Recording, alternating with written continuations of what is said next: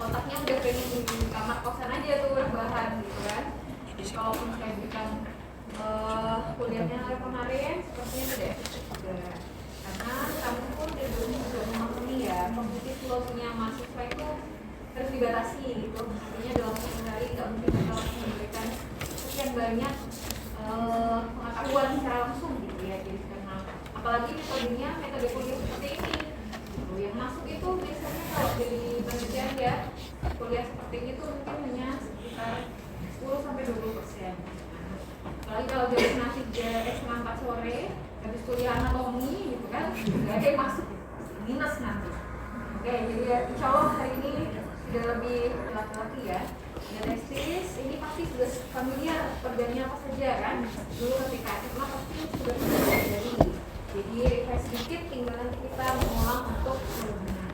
Gitu. Kemudian ductus genital ada epididymis, ductus deferens, kemudian uretra, kemudian kelenjar aksesorius, vesicula seminalis, kelenjar prostat, dan juga kelenjar bulbouretral, ada penis dan juga nanti skrotum. Sudah dapat anatominya? Sudah ya, jadi apa yang akan kita bahas itu sudah punya gambaran ya. Kalau lupa kita ingatkan sedikit tentang organ-organnya.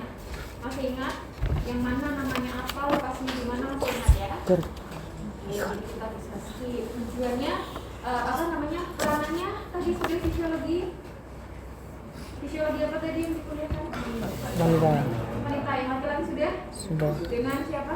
Dokter Sudah lewat kan? Berarti mungkin kita tidak perlu terlalu banyak mengulang-ulang ini gitu. Jadi fungsi utamanya kurang lebih gitu ya. Memproduksi gonad dari laki-laki terutama ya, terutama memproduksi hormon reproduksi laki-laki yaitu testosteron. Kemudian sebagai ductus genital di mana nanti akan menjadi saluran untuk mengeluarkan produk-produk dari sistem reproduksi laki-laki ya. Jadi sperma, kelenjar ejakulat, kemudian nanti akan keluar sampai nanti bisa masuk ke genitalia wanita. Kemudian kelenjar aksesorius itu yang akan memproduksi nanti cairan-cairan yang bercampur dengan sperma ya, jadi cairan ejakulat itu masuk di glandula aksesoria. Kemudian penis itu sebagai organ kopulasi. Jadi ini pasti sudah dibahas lebih detail oleh Dr. Hania, ya atau tidak? Iya ya, sudah dibahas ya. Jadi mungkin kita tidak perlu terlalu panjang menceritakannya. Oke, nah jadi yang pertama kita mulai dari testis dulu. Testis ada 2 ya. Ada yang punya 1? Udah kan? Jangan sampai ya. Kalau misalnya ya. Jadi memang sepasang, terus bentuknya oval, kemudian ukurannya memang sedikit kecil ya, 4x2x3 cm kubik saja. Lokasinya di dalam skrotum ya. Nah dari bentuknya mungkin sedikit familiar ya, ada beberapa bentuk yang sama seperti kacang, dimana dia juga punya kapsul. Jadi ada jaringan ikat di sekitarnya sebagai kapsul yang akan melindungi dari si testisnya itu. Kemudian secara embrioniknya dulu sebenarnya lokasinya nggak ada di skrotum, tapi dia ada di retroperitoneal. Jadi di area perut ya, di bagian belakang dari perut. Tapi seiring berjalannya waktu dan fetusnya itu berkembang, itu akhirnya turun menuju ke arah skrotum dan berada di bagian paling bawah. Ada beberapa kasus kelainan kongenital itu memang tidak ada penurunan testis, namanya undescended testis ya. Jadi testisnya nggak turun gitu, testisnya nggak di skrotum tapi ada di perut. Nah itu biasanya kasus-kasus kongenital biasanya seperti itu.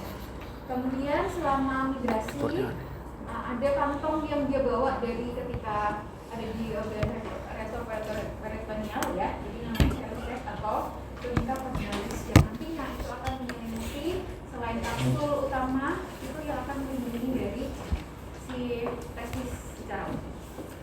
Nah kurang lebih seperti ini gambarannya, bisa dibayangkan dulu di sini. Testis nggak sebesar ini ya, ini contohnya aja. Jadi setelah diperbesar, kurang lebih ketika dilakukan pembelahan ini ada bentuknya tuh seperti ini. Jadi dibelah kayak kacangnya tadi itu dibelah, kemudian akan muncul gambaran kurang lebih seperti ini. Nah bagian luar itu tunica vaginalis sebagai kapsul yang keluar ya. Ada yang parietal dan juga visceral. Sudah tahu bagian dalam, dia melekat pada organ di bagian dalam. Kemudian di dalam testisnya itu sendiri bentuknya seperti berkelok-kelok gitu ya. Nah, kumpulan dari kelok-kelokan itu biasanya bentuknya khas seperti piramid, makanya kompartemen piramida atau lobulus testicularis. Di mana itu dipisahkan oleh septa, nggak asing dengan nama septa ya, septa atau septum itu sebagai pemisah. Nah, dari lobulus masing-masing itu dia punya beberapa komponen utama ya. Yang pertama ada interstitial cells. Jadi sel-sel yang ada di interstitial namanya Leydig cells, di mana tugas utamanya untuk mensekresi testosteron. Kemudian ini yang utama juga ya, ada tubulus seminiferus yang berkelok-kelok. Nah, ini convoluted ya, jadi memang sangat berkelok-kelok. Tujuannya untuk memproduksi sperma. Nah, kalau dibayangkan, jadi testis itu bagian buatannya ini sudah epididymis nih. Jadi beda komponennya ya. Ini tuh saluran-saluran semua nih teman-teman kalau misalnya bisa lihat. Jadi karena memang dia highly convoluted, dia sangat kayak bundel gitu ya. Jadi karena dia berkelok-kelok, dia membentuk seperti piramid. Makanya lobulus testicularisnya bentuknya seperti piramid. Kurang lebih 250 jumlahnya ya di tulisannya. Nah, ini dipisahkan oleh septum atau septa. Septanya dari mana? Dari perpanjangan jaringan ikat yang ada di sekitarnya yang melindungi. Gitu. Nah, tadi kan ketika embrionik ada kantong yang dia tarik dari retroperitoneal ya, yaitu jadinya tunica vaginalis nih yang bagian luar. Itu yang bagian parietal ya. Kemudian di bagian dalam dia dilingkupi lagi oleh tunica vaginalis juga, tapi bagian visceral. Jadi bagian dalam. Nah, sebelum masuk lagi itu dilingkupi namanya tunica albuginea. Jadi ada 3 lapis yang melingkupi dari si testis ini sendiri. Tunica albuginea itu akan masuk ke dalam bentuk sebagai septa. Jadi kita tarik juga. Sampai di sini bisa dipahami dulu. Kebayang ya? Ada yang mau ditanyakan dulu? Yang di belakang bisa lihat? Saya ada yang mau ditanyakan? Kita lanjutkan ya. Kemudian ini ya lapisannya tadi ada tunica vaginalis bagian luar dan juga bagian dalam. Kemudian di tunica vaginalis bagian anterior sama lateral itu dilingkupi oleh tunica ini ya, vaginalis yang bagian dalam. Gitu. Tapi bagian belakang itu biasanya lebih menebal, bagian posteriornya itu lebih menebal, yang tunica albuginea itu membentuk mediastinum testis. Jadi agak lebih tebal di bagian posterior dibandingkan bagian anterior maupun bagian lateral seperti itu. Kemudian ada bagian namanya tunica vasculosa, itu namanya juga vasculosa. Jadi pasti di situ akan banyak vaskulernya. Nah, nanti di situ selain itu akan ditemukan juga interstitial cell atau sel Leydig, di mana sitoplasmanya itu eosinofilik ya. Biasanya warnanya kemerahan. Dan tujuannya untuk memproduksi testosteron. Nanti akan kita lihat untuk gambaran histologis. Kemudian ini interstitial cells, jadi peranan yang sangat besar ya interstitial cells atau sel Leydig ini. Bentuknya bulat atau poligonal dengan nukleusnya di sentral.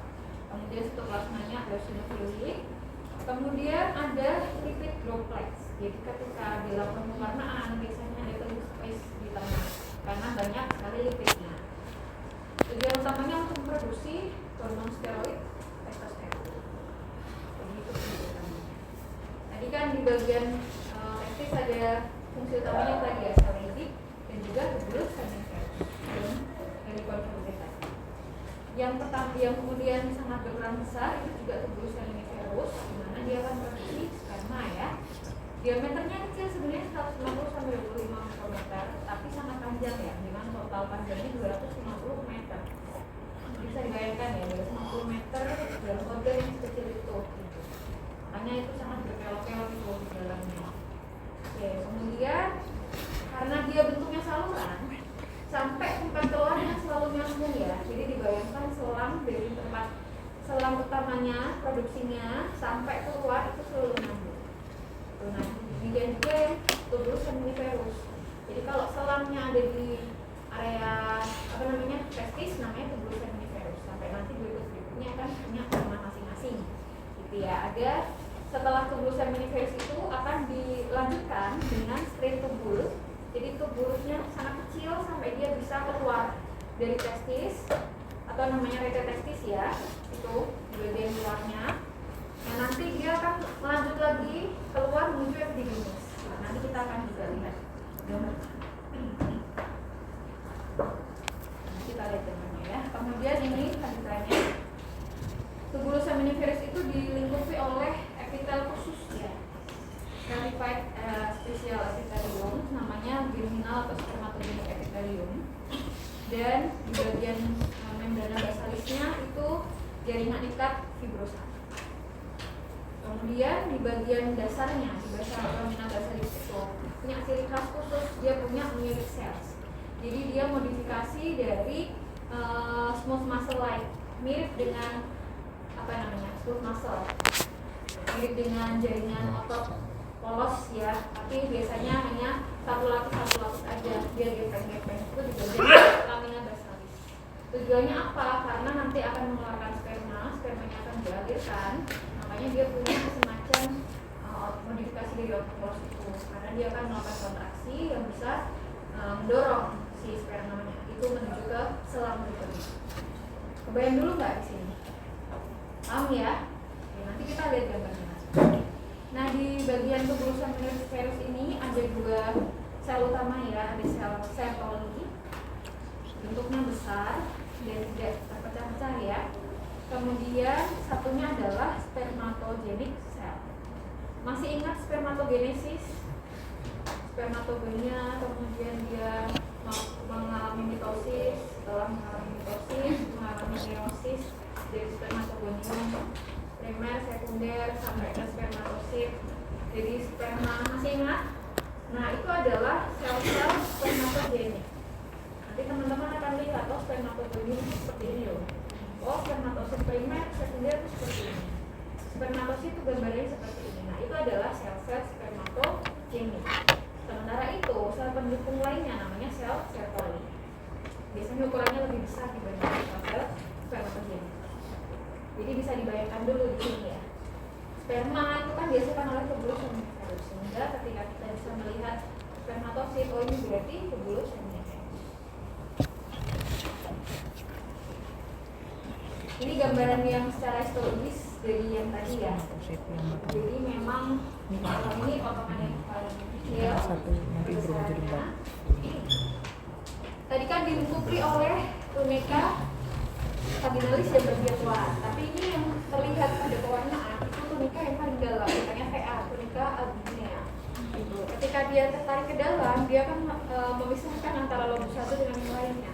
Namanya insela. Jadi cukup terlihat ya, jaringan ikat itu kan sangat terlihat gambarannya di histologis seperti apa. Jadi kelihatan sekali. Nah, ini kan potongannya seperti ini. Tadi si tubulus seminiferus itu akan berlanjut menuju ke saluran selanjutnya ya, itu saluran selanjutnya itu rete testis. Jadi sebelum dia bisa keluar, dia akan melalui rete testis dulu, nanti akan dialirkan menuju epididymis. Jadi ini epididymis ya. Secara histologis sangat bisa dibedakan struktur histologis dari aktif dan juga epididymis. Biasanya memang lebih lebar-lebar seperti ini ya, karena memang salurannya akan lebih besar dibandingkan saluran-saluran yang ada di testis. Kurang lebih seperti itu. Oke, jadi ini tadi yang saya sampaikan bahwa ada penebalan tunika albuginea bagian posterior, dan namanya mediastinum testis, di mana di sini akan berkumpul banyak sekali kayak selang-selang kecil itu yang namanya rete testis tadi. Jadi salurannya dari sini ya, produksinya dari tubulus seminiferus, dia akan berjalan didorong sampai ke rete testis, sampai nanti keluar nih ductus efferent, dan nanti masuk ke epididymis. Ya. Jadi alirannya bergeraknya seperti itu. Kalau teman-teman bisa membayangkan proses gerakan dari si spermanya ini, pasti bisa memahami. Ya. Kemudian ini epididymis, gambarnya seperti ini ya. Epididymis, tunika albuginea pokoknya yang paling dalam ya. Dimana di sini nanti akan ada tunika vasculosa juga. Artinya yang bisa kita bukan itu aja materi pena itu berarti tunika. Ada yang mau ditanyakan dulu di sini?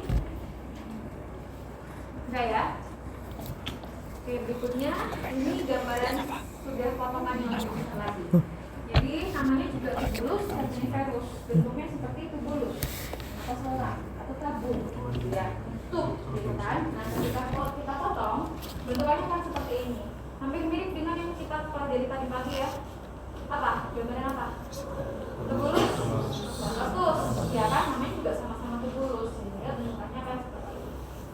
Tadi yang saya sampaikan ya, ada interstitial cell, ada sel spermatogenik. Jadi di sini teman-teman bisa lihat. Ini LS ini lead spermatocyte. Jadi spermatocyte sebelum dia jadi sperma, masih ingat gambaran bentukan sperma seperti apa? Punya kepala, dia punya ekor ya. Nah, makanya dia bentuknya kecil-kecil seperti ini. Ini adalah spermatocyte. Bisa bayangkan? Jadi pertumbuhannya spermatogenik itu dari luar dulu, baru nanti semakin ke medial itu semakin berubah menjadi yang paling baru. Jadi sebelum dia berubah jadi sperma, spermanya kan ada di tabung dalamnya ya. Jadi dari luar dulu spermatogennya, dia akan berubah menjadi spermatosit primer ya di sini. Kemudian nanti akan berubah jadi spermatosit sekunder, biasanya nggak terlalu terlihat karena memang masa hidupnya sedikit atau sebentar. Jadi pada pewarnaan biasanya nggak terlalu ditemukan. Baru nanti spermatosit akan berubah jadi sperma yang nanti mengalir melalui tubulusnya. Nah ini yang tadi saya sampaikan, ada yang masih mau masuk apa sih? Polos, di polos ya. Jadi memang tujuannya untuk memberikan gerakan atau kontraksi secara ringan saja terus supaya spermanya ini bisa mengalir. Sama seperti di ginjal ya, itu kan tubulusnya selalu mengalami pergerakan sehingga urinnya bisa dialirkan. Ini sama konteksnya tapi spermanya yang akan dialirkan. Ada yang dialirkan. Ada yang mau ditanyakan dulu di sini? Ya.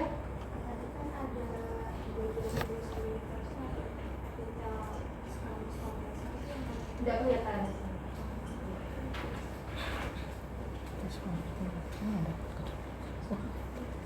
Kita akan lihat lagi. Nah ini gambaran yang lebih besar lagi ya. Teman-teman ini yang lebih close up dari mediastinum testis ya. Jadi modifikasi dari si tunica albuginea itu bagian posterior dia lebih tebal. Makanya di sini gambarannya kalau lebih tebal, di mana si tubulus seminiferusnya itu akan dialirkan menuju ke rete testis.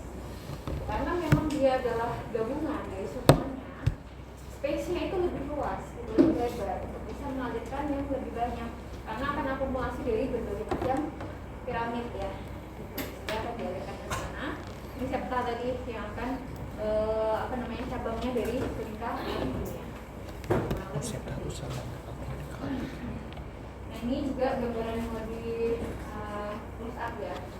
Tunica albuginea yang paling luar, kemudian tunica vasculosa. Jadi kita lihat dulu kalau di situ memang ada arteri vena yaitu tunica vasculosa. Bentuknya seperti ini ya, bulatan-bulatan seperti ini bentuknya. Lihat ya. Kemudian di sini di dalamnya ini untuk mengalirkan si spermanya. Nah kalau di close up lagi ini adalah sel-sel spermatogenik. Nah sementara di sekitarnya ini sel-sel tadi fungsinya untuk apa? Testosteron. Ya, testosteron ya. Jadi di sekitarnya. Namanya juga interstisial. Interstisial itu antara ya. Jadi antara satu dengan yang lainnya itu ada sel-sel itu untuk mendukung fungsi-fungsi dari tubulus seminiferus. Ada yang mau ditanyakan dulu? Kalau di gambaran tadi tidak terlalu lihat ya, tapi ini jadinya kita yang lebih bagian paling. Cuman karena gambarannya kita lebih fokus pada spermatogenik cell, sehingga biasanya gambaran yang lebih muncul itu gambaran spermatogonia, spermatosit, gitu. Kemudian spermatogonium dan lain-lain itu. Jadi biasanya lebih fokusnya ke sana. Nah ini gambaran Oke. yang lebih jelas lagi Mau ya. aku kirimin. Kurang lebih sama. Ini lebih jelas lagi. Ini sel-sel Sertoli ya. Jadi kalau teman-teman close up bagian sininya saja, kurang lebih gambarannya seperti ini. Ini lainnya ini adalah lamina basalis. Makanya kita bisa temukan mirip seleri di sini. Jadi mirip dengan smooth muscle ya. Ini tujuannya untuk memberikan kontraksi dan dorongan ringan pada tubuh. Nah, di sini yang tadi saya sampaikan bahwa ada sel spermatogenik dan juga sel Sertoli, gitu ya, non spermatogenik. Sel Sertoli itu biasanya ada di sekitarnya ya, dia melekat pada lamina basalis. Ini bentuknya kotak-kotak besar seperti ini ya. Tujuannya dia untuk memberikan support pada proses spermatogenia.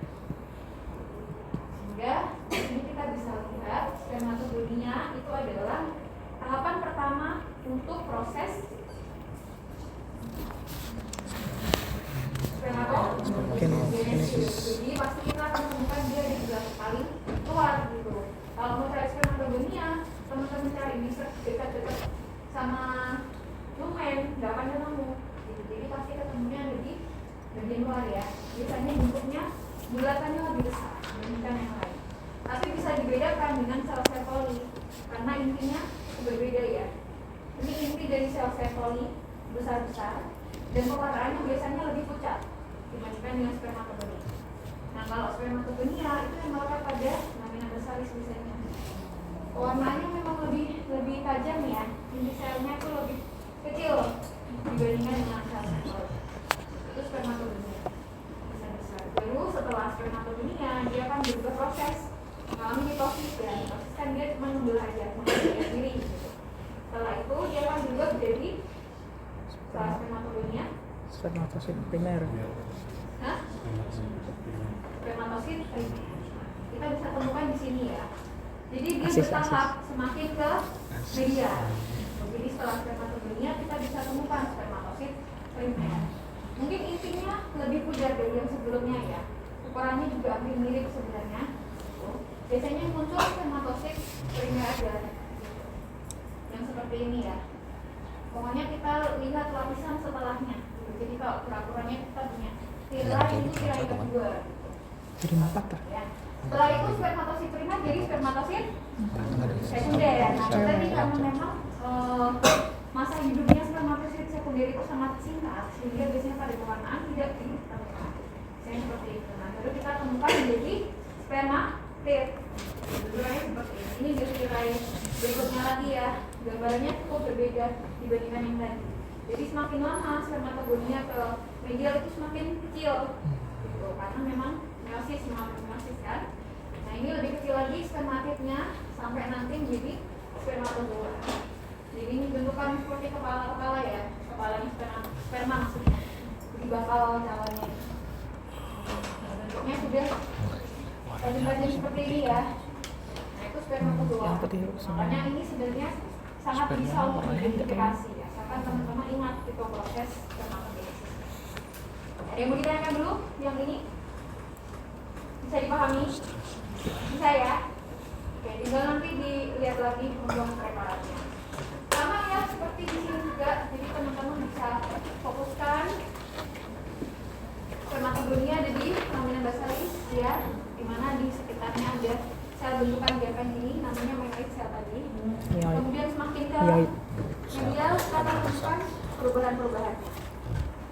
Ini spermatosit, ini spermatogenia tadi ya. Ini interstitial cell atau sel apa? Sertoli. Sel Leydig. Sel Sel Sertoli yang ada di sini, sel Sertoli. Nah ini ya, sel Sertoli itu biasanya lebih pucat sitoplasmanya, tapi intinya dia punya lebih besar, lebih lonjong gitu dibandingkan dengan spermatogenia yang ada di sini. Bisa diterima? Kelihatan di situ? Nanti dilihat lagi ya. Saya bagikan untuk Iya, bisa bisa dilihat lagi. Oke, kalau di sini kan nggak terlalu kelihatan, tapi di sini teman-teman bisa bedakan. Oh, tubulusan ini itu yang bentuknya seperti tabung, makanya ketika dipotong akan bulat seperti ini. Sementara interstitial cell itu yang di luarnya. Saya lebih tadi ya. Fungsinya untuk memproduksi testosteron. Ya, jadi saling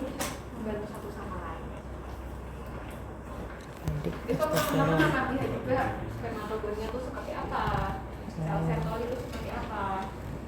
Ya, bayangin.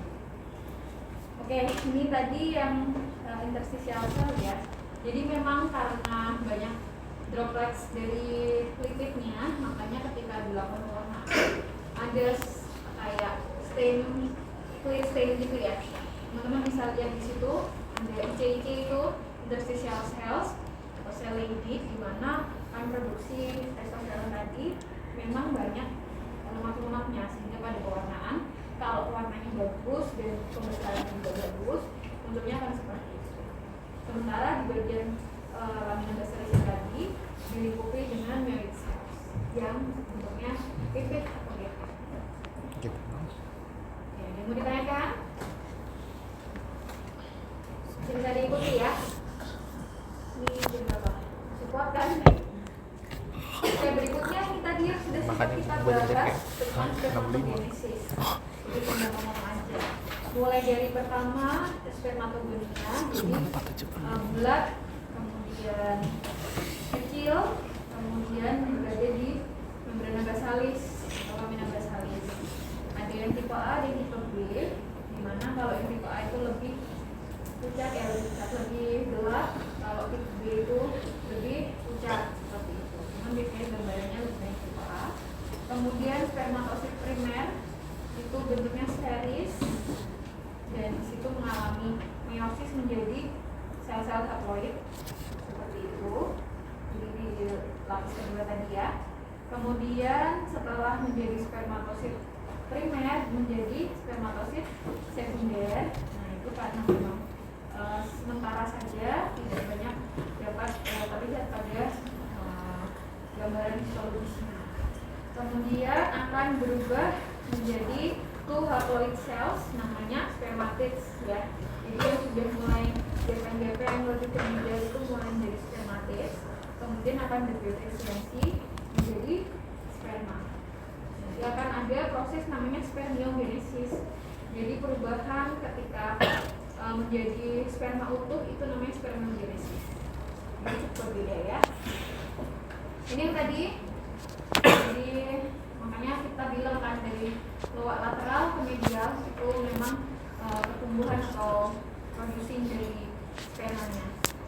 Spermatogonium ada di bagian paling luar, kemudian menjadi lapis kedua primary spermatosit, menjadi secondary spermatosit, kemudian spermatid sampai nanti seperti kepala-kepala ini, dan nanti masuk di bagian domainnya menjadi sperma. Emang keluarnya Nah, sel sertoli ini emang keluarnya kalau dari sini.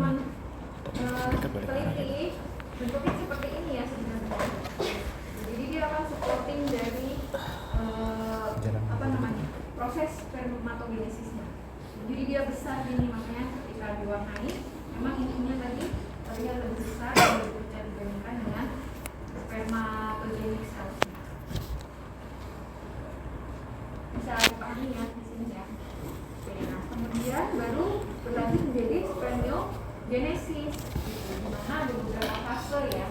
Jadi perubahan setelah menjadi spermatid itu sampai menuju sperma dewasa itu ada beberapa proses. Yang pertama Golgi phase, karena memang di situ badan Golginya banyak gitu, lebih banyak dibandingkan yang lain, dan nanti membentuk acrosomal cap atau topi acrosom itu. Kemudian cap phase itu topinya itu semakin lebar ya untuk menutupi si kepala ini bakal calon. Nanti kita lihat gambarnya.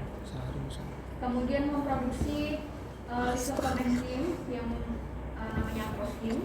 Kemudian acrosom phase, jadi bagian kepalanya itu sudah mulai lebih terbentuk lagi dibandingkan fase sebelumnya. Baru sampai nanti ke fase matur. Kurang lebih gambarnya seperti ini ya teman-teman ya. Jadi ini mulai dari inti selnya mulai terbentuk si acrosom cap tadi. Setelah itu mulai muncul flagellnya. Ini mitokondria dan juga Golginya banyak ya di awal sini. Kemudian si topinya itu semakin lebar, kemudian flagellnya semakin panjang, si sitoplasmanya mulai sedikit berkurang, kan? Setelah itu semakin lebar lagi si acrosom cap-nya. Jadi ini sudah fase acrosomal cap tadi ya. Kemudian si flagellnya sudah mulai lebih panjang plasmanya itu sudah semakin berkurang. Nah, sampai akhirnya nanti si acrosome cap ini melingkupi seluruh kepalanya dari sperma. Meskipun ini belum sampai ke matu. Baru nanti setelah itu menjadi sperma yang akur, gitu ya, yang dibagi menjadi kepala, kemudian bagian tengah dan juga bagian emparnya. Fungsinya masing-masing ya. Mungkin sudah pernah dibahas di fisiologi. Dibahas nggak ya? Oh nggak ada ya. Jadi kepala ini memang acrosome tujuannya untuk dia mempertahankan diri ya. Jadi kan istilahnya sperma ini kan terbuang gitu. Tameng utamanya itu si acrosome capnya untuk bisa melawan yang lain-lain. Kemudian ekornya ini yang akan membantu pergerakannya dia berenang. Akhirnya bisa menemukan sel telur atau ovum di reproduksi wanita seperti itu. Nah ini spermatogenesis, mungkin gambaran lebih kompleks lagi. Kalau teman-teman lihat kurang lebih sama seperti tadi ya. T Sertoli cell, jadi gambarnya di bagian belakang ini yang lebih pucat-pucat dengan inti yang lebih besar itu Sertoli cell. Kemudian spermatogonia A ini yang lebih apa namanya dark ya, lebih gelap. Kemudian di layar kedua kita bisa temukan spermatosit primer gitu ya, di bagian lapis kedua. Kemudian semakin ke dalam kita bisa temukan spermatit ya, spermatit. Kemudian nanti baru di dalamnya adalah sperma sudah masuk. Nah ini spermatogenesis tadi ya. Kalau sudah matang bentuknya kurang lebih seperti ini. Ini bagian ekornya, bagian tengah, kan ada lehernya juga. Nah, prosesnya dari pertama tadi si acrosomal vesicle sebenarnya belum nempel, tapi ketika fase acrosomal cap itu menempel dan akan mengikuti sebagai roti sampai nanti keluar menjadi clavula dan menjadi sperma mati. Oke, nah ini untuk sel ya, ini juga perannya sangat penting, dilingkupi dengan epitel kolumner yang tinggi. Melekatnya pada lamina basalis ya. Kemudian fungsinya banyak sekali, salah satunya untuk memberikan nutrisi pada proses spermatogenesis. Jadi makanya dia porsinya sangat besar di sana. Kemudian membagi menjadi tubuh seminiferus menjadi dua ya, basal dan apirinal. Kemudian membentuk blood testis barrier, jadi nggak cuma blood brain barrier yang punya atau renal yang punya juga, tapi di testis juga punya barrier sendiri ya. Kemudian sekresi eksokrin dan juga endokrin, di mana akan memproduksi androgen binding protein dan juga inhibin. Kemudian untuk fagocytosis juga, jadi akan makan dari bagian-bagian tersebut. Maksudnya kurang lebih seperti itu ya. Jadi ini tadi yang kita lihat cukup besar-besar nih ya, intinya besar tapi dia pucat. Jadi bisa dibandingkan dengan ini yang paling luar ini spermatogonia lebih besar dibandingkannya ini. Ini sel leadingnya, jadi di luar ya, di luar dari tubuh seminiferus tadi. Masalnya di sini dengan miolit ya, yang bagian tipik di sini teman-teman bisa terlihat. Kemudian spermatit ini yang sebelum berubah menjadi spermatogenesis. Nah ini Sertoli cell ya, intinya sangat besar dibandingkan dengan lainnya dan lebih besar. Oke, dan ini spermatit. Jadi sebelum dia jadi sperma melalui proses spermatogenesis, intinya kan sudah seperti ini, agak panjang-panjang seperti ini. Gambaran lainnya kurang lebih seperti ini. Fungsinya memang banyak sehingga memang ukurannya besar. Ya, ada yang mau ditanyakan dulu? Ya.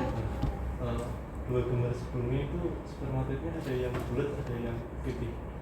Ya, karena ini late spermatid ya, jadi kan prosesnya melalui spermatogenesis tadi. Yang sebelumnya.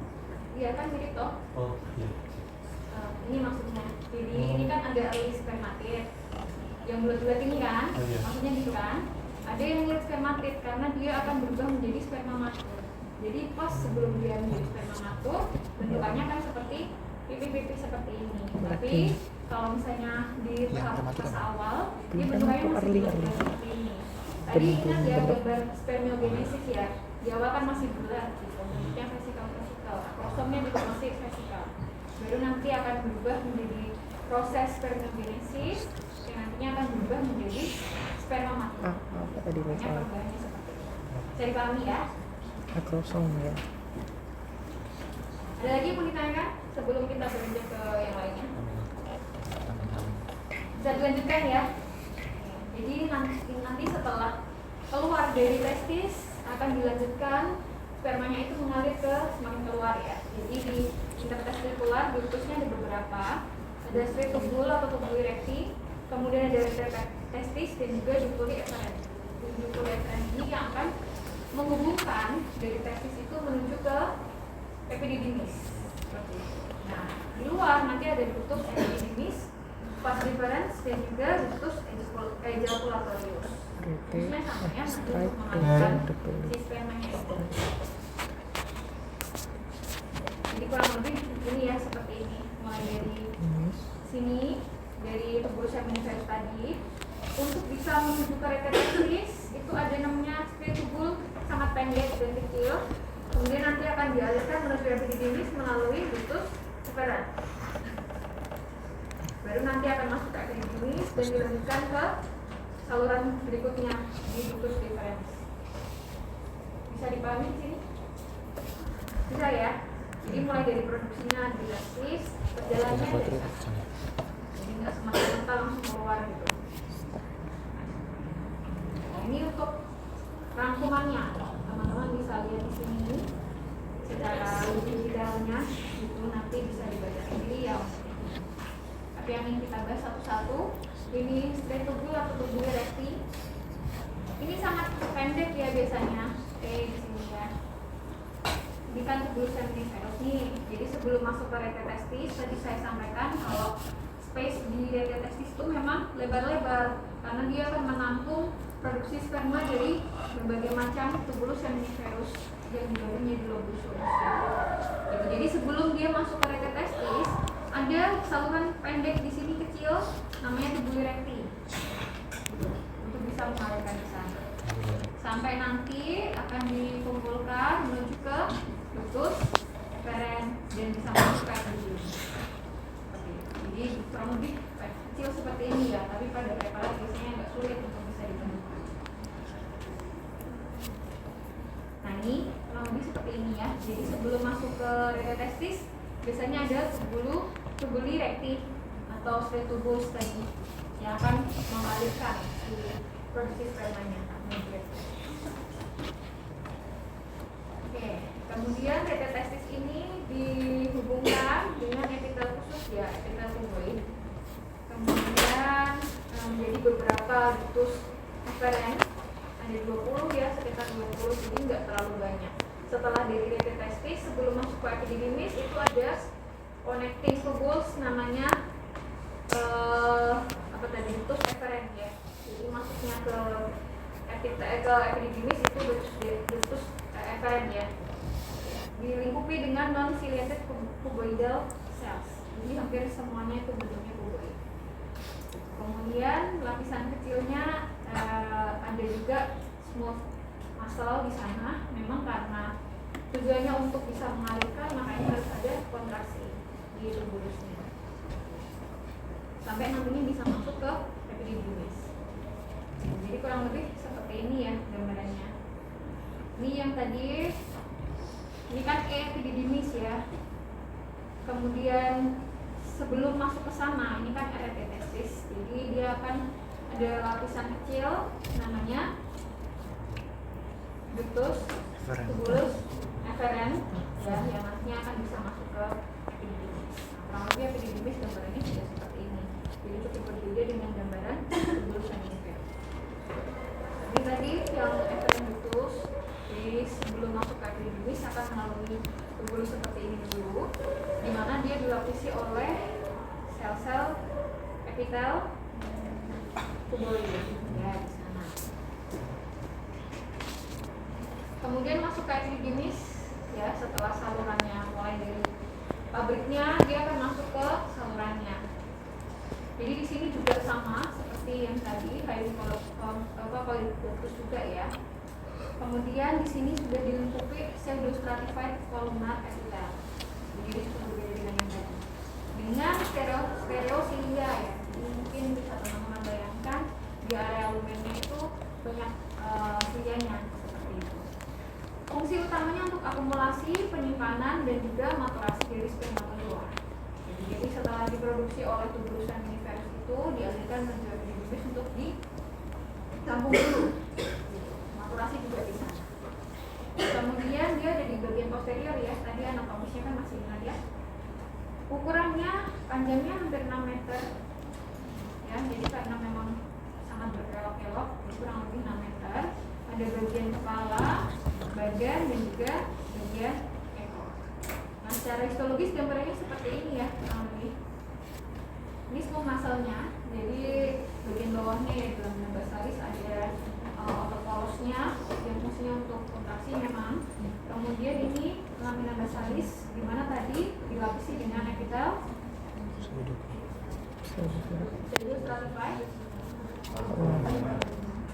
pseudostratified columnar bersilia ya. Jadi kita bisa lihat di sini ada silia-silia. Jadi cukup berbeda. Yang tengah-tengah ini sperma ya. Jadi karena memang dia fungsinya untuk menampung sperma, sehingga pada pewarnaan biasanya bisa kita temukan dokumennya itu berisi. Ada spermanya di sini. Nah, ini contoh gambaran lainnya ya. Teman-teman bisa lihat. Bentuknya khas sebenarnya. Nah, yang tengah-tengah ini adalah spermanya. Ini ya. Jadi misalnya ini bagian spermanya ada di dalam. Kemudian ini untuk gambaran lainnya. Jadi yang tadi ya, dupul eferen ini kan dari tubulus seminiferus nih. Di sini masih testis. Kemudian setelah keluar dari rete testis akan dihubungkan melalui dupul eferentis, dupul eferen masuk ke epididymis. Nah ini gambaran lebih jelasnya ya. Jadi ada stereocilianya dulu.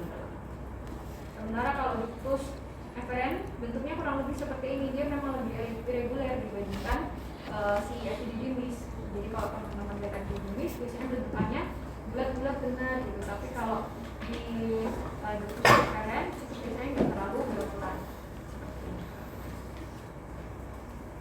Oke, nah ini yang tadi ya pseudostratified columnar epithel ini dengan stereocilia. Ya, kemudian tentu saja ada smooth muscle-nya. Ini yang perlu diingat oleh teman-teman. Ada yang mau ditanyakan? Jadi pasti teman-teman mau identifikasi kan pasti lihat dulu perbesaran paling besar dulu ya. Lokasinya ada di mana?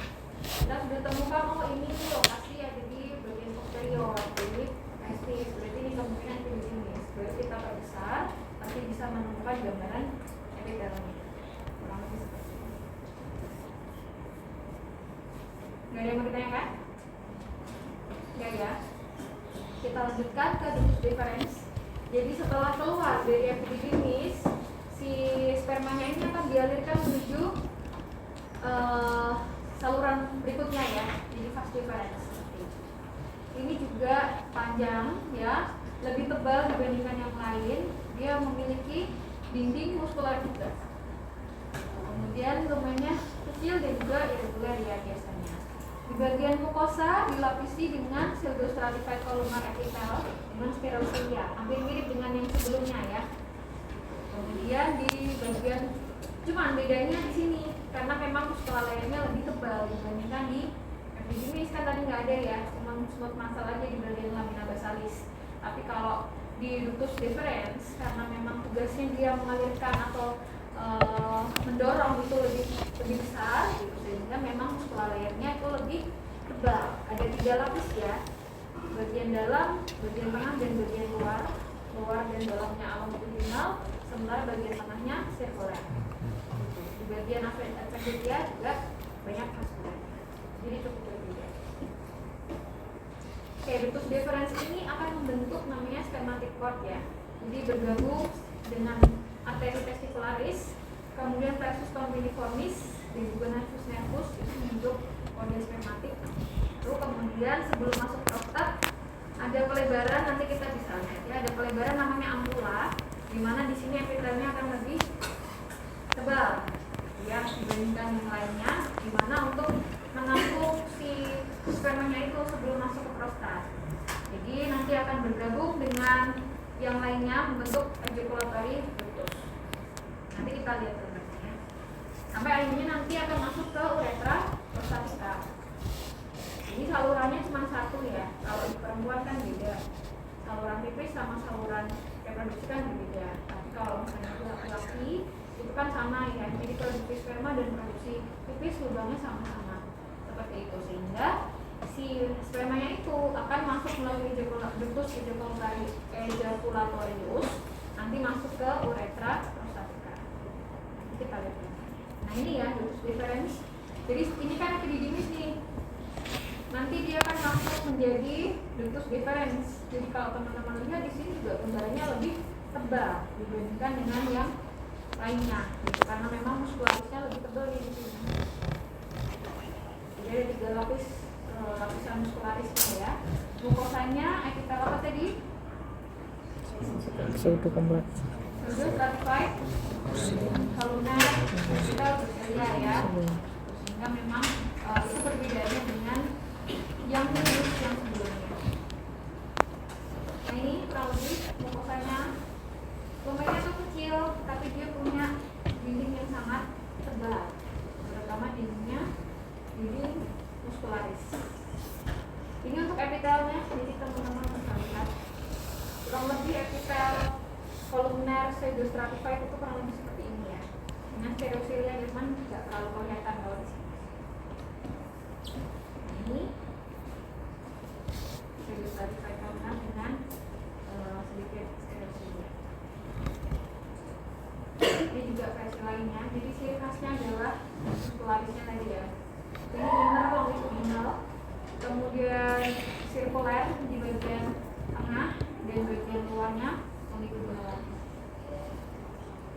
Hampir mirip dengan gambaran apa kalau seperti ini? Mirip yang tadi pagi praktikum ya. Jadi kurang lebih memang mirip. Tapi ya. Oke. Ada yang mau ditanyakan sebelum masuk ke glandula sesalia?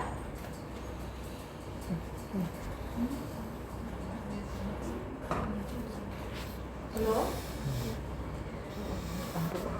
Jadi untuk glandula aksesoria ini merupakan gland atau kelenjar yang akan mendukung keluarnya cairan ejakulat ya. Jadi kan yang keluar nggak cuma sperma aja tuh, sekian banyak cc itu kan nggak mungkin cuma sperma aja, tapi ada cairan lain di mana itu diproduksi oleh cairan glandula aksesoria ini, termasuk vesicula seminalis, kemudian glandula prostat dan juga glandula bulbouretral ovaris. Teman-teman bisa lihat di sini, mungkin memang sangat kecil ya ukurannya. Tadi kan perjalanan produksi spermanya dari testis nih di sini, kemudian masuk ke epididymis, keluar menuju ke ductus deferens. Nah ini tadi saya sampaikan pada ujung paling luarnya itu akan melebar, namanya ampula. Ya ampula ini tujuannya untuk bisa menampung si spermanya itu tadi sebelum masuk nanti ke saluran berikutnya, dan dia akan bergabung dengan produksi dari seminal vesikel. Jadi di sini ada cairan simen namanya, bukan semen ya, tapi simen. Jadi simen nanti akan bergabung dengan sperma di situ, sampai nanti akan masuk di prostat ya, yang besar ini. Nanti akan bergabung menjadi ductus ejaculatorius, sampai akhirnya bisa masuk menjadi uretra. Kamu di sini. Nah, si cairan ejakulat itu nanti akan bergabung juga dengan glandula dari bulbouretral. Jadi satu ya, itu baru nanti akan keluar ketika ejakulasi. Jadi cairan semen yang keluar itu ada sperma, ada cairan ejakulat yang lainnya, ada protein, ada mineral dan lain-lain sebagainya. Yang itu akan diproduksi oleh vesicula seminalis dan juga glandula converse. Bisa dibayangkan dulu perjalanannya, alurnya dari mana bisa dibayangkan? Masih bisa diikuti ya. Oke, jadi kurang lebih seperti itu. Kita bahas satu-satu ya. Jadi ini vesicula seminalis ada dua jumlahnya ya, nggak cuma satu. Jadi ada kanan kiri. Bentuknya seperti tabung dengan kapsul. Jadi di bawahnya ada kapsulnya. Dilapisi dengan epitel simpel atau pseudostratified columnar. Jadi kurang lebih hampir sama semuanya ya. Sama-sama pseudostratified columnar. Mungkin seperti itu. Kemudian di bagian muskularnya tebal tapi nggak setebal yang different seperti tadi. Nah ini fungsi utamanya adalah untuk memproduksi sekresi yang akan bercampur dengan sperma. Jadi membentuk cairan ejakulat. Kurang lebih ada beberapa komponen ya, ada fruktosa, prostaglandin, mungkin yang nanti akan bergabung bersama cairan ejakulat yang di sperma tadi. Jadi kurang lebih seperti ini gambarannya.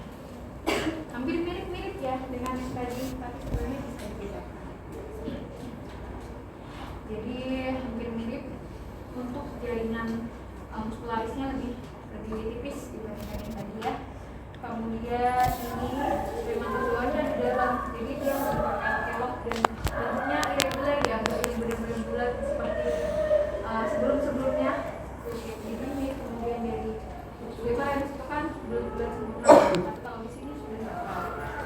Oke, kemudian dilapisi oleh tadi ya stratified atau pseudostratified columnar itu, kemudian nanti akan dilakukan kurang lebih seperti ini gambarannya. Nah ini ya, jadi sebenarnya tuh seperti ini bentuknya, karena dia bentuknya kelenjar, jadi dia akan mensekresi, makanya epitelnya seperti itu. Jadi lebih tidak beraturan dibandingkan yang lain, itu ciri khasnya. Nanti ketika dilakukan perbesaran tuh gambarnya seperti ini. Masalahnya ini cukup ada tapi nggak terlalu tebal. Untuk vesicula seminalis ya, dia akan produksi 70% dari cairan ejakulat. Oke, kemudian masuk ke prostat. Jadi setelah dia menggabung dari vesicula seminalis tadi, masuk ke ductus ejaculosus, kemudian masuk ke bagian prostat gitu.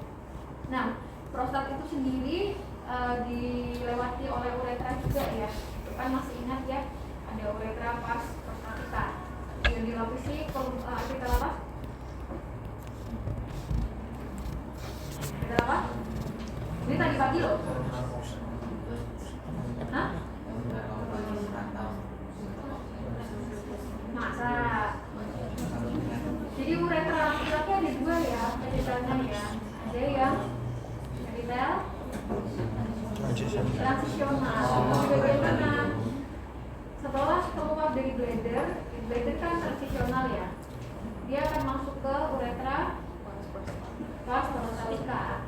Epitelnya transisional, masih sama dengan yang sebelumnya. Jadi setelah itu keluar dari vas prostatica akan berubah menjadi epitel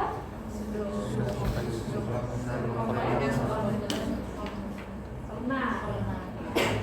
Jadi cukup berbeda. Oke, nah di sini kita akan membahas tentang si glandula prostatikanya. Jadi dia kan memang seperti apa ya, massa gitu ya. Jadi makanya stroma fibromuscular. Jadi kalau misalnya teman-teman nanti ada keterampilan inspektasi atau dicolok dubur, itu biasanya untuk mengetahui dari prostat juga.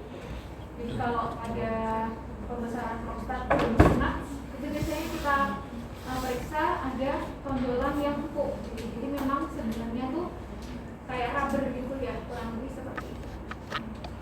Jadi stromanya seperti itu. Oke, nah itu dibagi menjadi beberapa zona ya. Yang ini teman-teman perlu ketahui juga. Ada zona transisional. Jadi dia akan mengelilingi dari uretra proksimal, dari uretra prostatica bagian proksimal. Jadi di bagian awal ya, itu adalah transitional zone. Kemudian central zone itu yang mengelilingi dari ductus ejaculosus. Jadi ada dua saluran yang akan melewati si prostat ini ya. Nah itu adalah zone central zone. Nah yang paling lebar ini adalah peripheral zone. Itu paling luas ya, bagian perifer, bagian luarnya. Nah biasanya pada pembesaran prostat yang jinak itu biasanya membesarnya di bagian perifer. Kemudian di bagian anterior ada stroma fibromuskular. Oke, ini ya gambarnya seperti ini. Memang karena dia stroma bentuknya seperti pulau-pulau. Nah ini uretra mungkin nggak terlalu jelas. Teman-teman bisa lihat di sini, yang seperti pulau-pulau seperti itu. Perifer di bagian paling luar. Kemudian ini adalah uretra. Tadi uretra dilingkupi oleh zona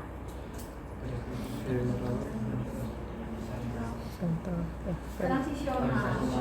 Ya, itu mengelilingi dari uretra. Sementara itu, kalau ductus ejaculatorius akan dilingkupi oleh zona sentral. Jadi itu perbedaannya. Mungkin secara histologis nggak terlalu kelihatan batasnya ya, tapi kurang lebih yang mengelilingi di situ adalah zonanya. Nah, yang paling lebar di sini adalah zona perifernya. Gambarnya juga nggak terlalu khas, tapi karena dia akan memproduksi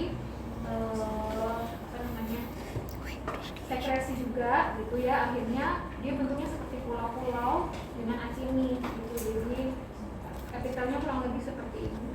Nah, karena dia memproduksi mineral-mineral, protein, jadi ada endapan di sana. Endapan protein, endapan kristal-kristal, itu ya, namanya concretion prostatica ini ya, atau corpora amylacea. Jadi ketika dilakukan pemeriksaan histologis, gambarannya khas seperti ini. Jadi ketika teman-teman lihat preparat, kok ini bentuknya seperti pulau-pulau ya. Kemudian kita temukan di sini seperti bentukan, kan beda ya antara jaringan dengan tumpukan protein atau tumpukan mineral, itu sangat berbeda. Nah itu adalah compression dari prostat atau corpora amylacea. Jadi itu yang ciri khas. Kurang lebih seperti ini ya. Kalau sekilas, kalau teman-teman masih ingat hampir mirip dengan histologisnya payudara, sudah pernah belum ya? Saya kok lupa. Belum ya? Jadi nanti berikutnya. Jadi kurang lebih seperti pulau-pulau ini juga. Gitu. Jadi ini acini ya, yang dia akan mensekresi dari itu tadi. Nah, di sini adalah endapan dari garam dan mineral untuk protein namanya corpora amylacea. Jadi bentuknya seperti ini. Seperti padat gitu ya. Beda dengan jaringan-jaringan di sini. Tak bocok. Ini tuh ciri khas. Ada yang mau ditanyakan dulu? Otakmu kotor. Masih bisa diikuti ya? Atau ya udah saya mungkin cepat selesai ya gitu kan? Itu tuh prostat ya. Jadi karena memang si prostat ini akan berkontribusi juga dalam mendorong proses keluarnya sperma, sehingga akhirnya oke ya. Kemudian adalah ini yang kecil juga tadi bulbourethral gland atau namanya Cowper's gland, itu juga sepasang. Ukurannya sangat kecil, diameternya cuma 3 sampai 3 mm aja, 3 sampai 5 mm. Kemudian ada di diafragma urogenital atau di bagian final dari uretra penil. Kemudian ini juga tubul asinar ya. Jadi glandula memang biasanya mempunyai asinar. Kemudian dilingkupi oleh simpel kolumnar epitelium. Jadi cukup berbeda dengan yang sebelum-sebelumnya tadi ya. Ini kurang lebih perbedaannya ya, vesicula seminalis tadi yang banyak berkelok-keloknya kalau tadi masih ingat ya. Kemudian ini prostat yang ada corpora amylacea tadi ya, endapan dari mineral, garam dan juga protein, itu ciri khas. Kemudian ini bulbourethra. Ada yang mau ditanyakan di sini? Jadi ini ya, ini dari leher sebelum masuk ke uretra penisnya di sini, itu ada kecil di sini bulbourethral gland.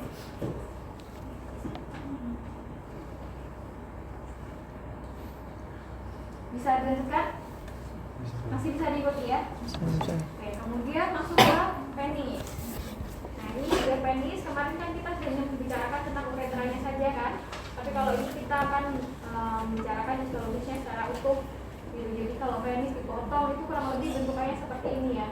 Ini bagian dorsal. Sudah kebayang bagian dorsal yang mana? Bagian atas ya. Nah biasanya kalau misalnya ada di sunat itu biasanya disuntiknya di bagian dorsal untuk anestesinya. Karena apa? Karena memang di sini yang paling utama ya arteri, vena dan juga nervusnya seperti itu. Nah di sana juga ada komponen ini ya, bagian dorsalnya corpora cavernosa ada juga. Kemudian ada corpus spongiosum itu yang mengelilingi si uretra. Jadi ada 3 bagian di situ. 2 corpus cavernosa, kemudian 1 corpus spongiosum. Di mana corpus spongiosum itu kan melingkupi dari uretra pas penil. Nah, untuk epitelnya ini ya pseudostratified columnar. Jadi berbeda dengan yang pas prostatika tadi. Apa epitelnya? Transisional.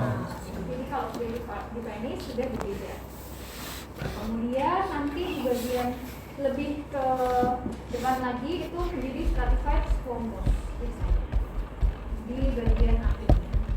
Oke, kurang lebih seperti ini ada gambar yang lebih jelas. Di corpora cavernosa dilingkupi juga ada lapisan itu tubuh albuminea ya. Kemudian ada central arteries ini yang khas juga untuk gambaran corpus corpora cavernosa. Kemudian corpus luteus tadi yang melingkupi uretra penis. Kemudian bagian kulit gitu ya. Jadi paling luar itu dilapisi oleh kulit.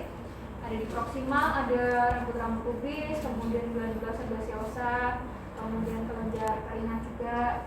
Bagian distal, semakin ke distal itu biasanya rambutnya lebih sedikit dan kelenjar karinanya juga lebih sedikit.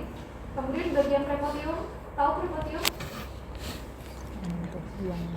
Bagian ujungnya ya. Gitu. Jadi kalau misalnya punya saudara kecil belum di kita itu biasanya kelihatan prepotiumnya. Oh yang paling depan, paling ujung gitu ya. Itu ada mucous membran dilapisi oleh keratin squamosa epitel, squamosa stratified. Gitu. Jadi kurang lebih seperti ini ya. Jadi ini yang arteri centralis ada di tengah dari corpora cavernosa ini.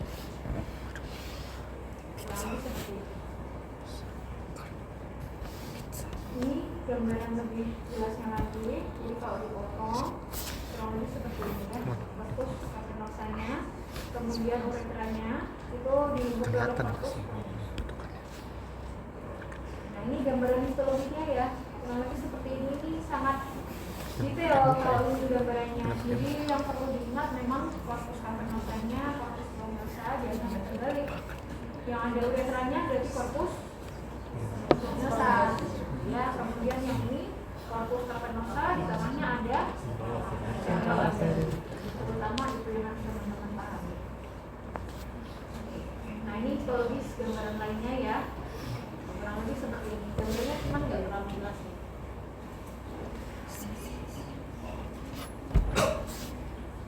Ini jaringan ikat ya, ini ikat. Ini uretra ya, yang gambarnya seperti bintang ini uretra.